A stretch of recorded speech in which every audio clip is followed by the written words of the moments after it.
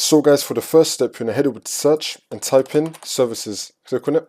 And then once you're on this, you're going to click on any service one time and then click on P on your keyboard. Now you're going to find Print Spooler. Double click on it. Make sure you have the startup type on automatic and then click on start, which will then make the server status running, and then click on OK. And now you're going to right click on Print Spooler and then click on restart. Wait for this to load, and then once it's been restarted, this should now fix your problem. If the problem is still not fixed, then you're going to head over to search and type in troubleshoot settings, click on it. And then once you're on this, you're going to click on other troubleshooters. And now you're going to find printer, click on run. And then once this comes up, you're going to scroll down and then click on yes. Wait for this to load. And then once this comes up, you're going to scroll down again. And then where it says, did this solve your problem, you're going to click on no. And now this will come up. It's now going to start running the diagnostics. Wait for this to load.